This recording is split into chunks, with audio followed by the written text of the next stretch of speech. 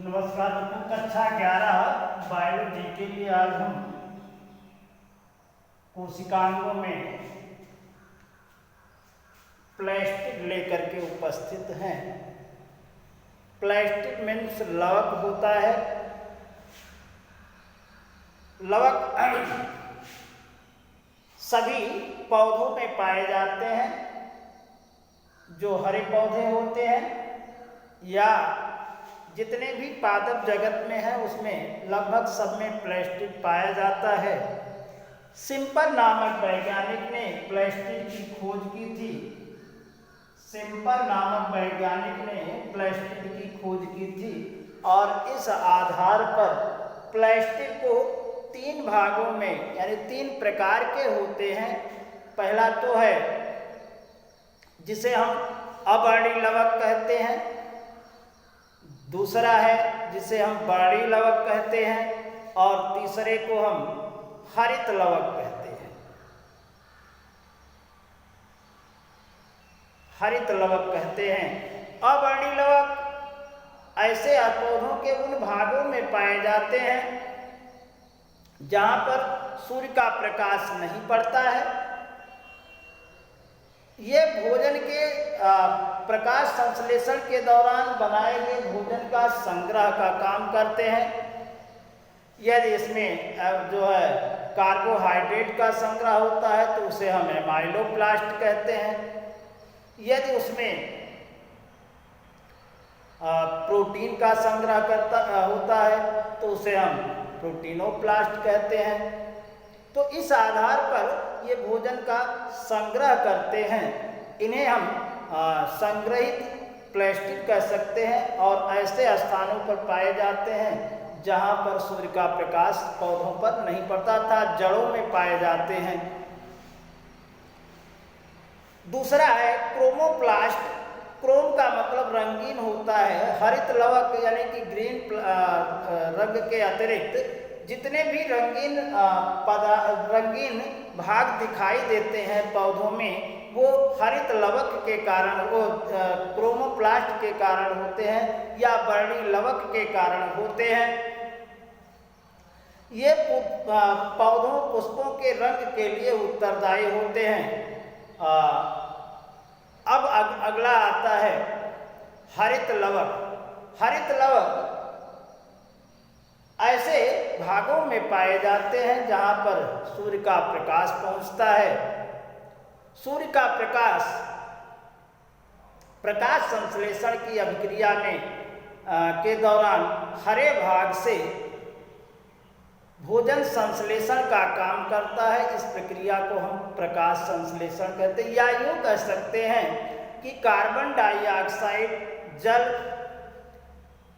सूर्य का प्रकाश और पत्तियों में उपस्थित क्लोरोफिल के द्वारा जो पौधों द्वारा जो भोजन का, हरे पौधों द्वारा भोजन और ऑक्सीजन का निर्माण होता है, इस प्रक्रिया को हम प्रकाश संश्लेषण कहते हैं।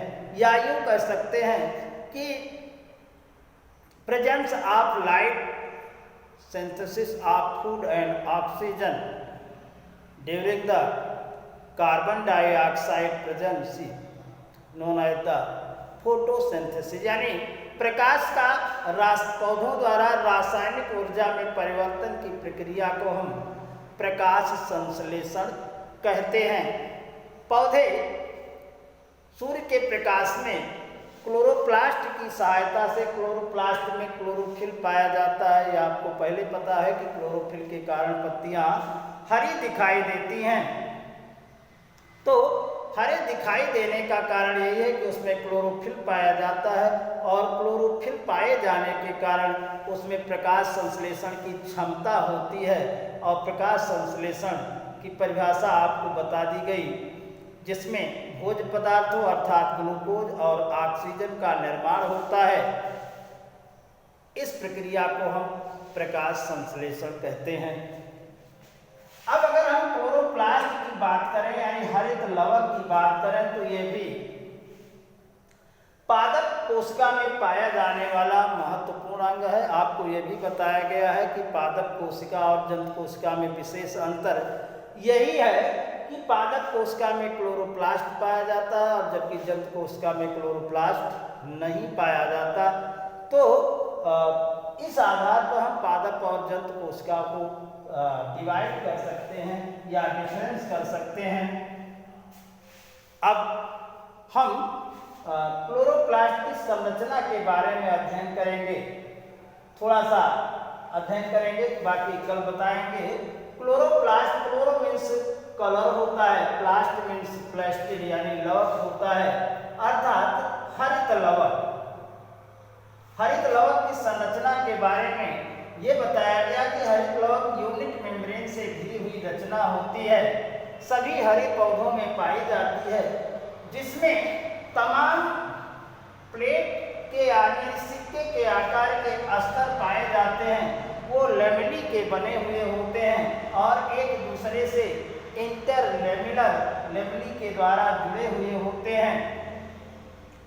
सिक्के के तरह जो ढेर दिखाई देता है उसे हम ग्रेनम कहते हैं और एक अस्तर, सिक्के का एक अस्तर, एक तल, उसे हम थैलेक्वाइड कहते हैं।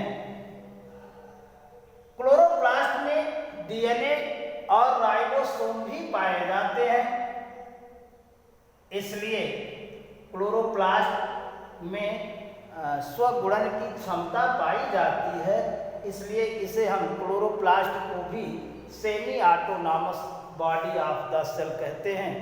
तो अगर हम इसकी संरचना की बात करें तो यूनिट मेम्ब्रेन की बनी हुई होती है, प्रोटीन और फास्फोलिपिड की बनी हुई होती है, जिसमें क्लोरोफिल के यानी थैलेक्वाइड की बात है, क्लोरोफिल के कण इसी में थैलेक्वाइड में विलंबित होते हैं जो कि प्रकाश संश्लेषण की क्रिया में भाग लेते हैं। कल इसके बारे में और डिटेल बताएंगे। धन्यवाद।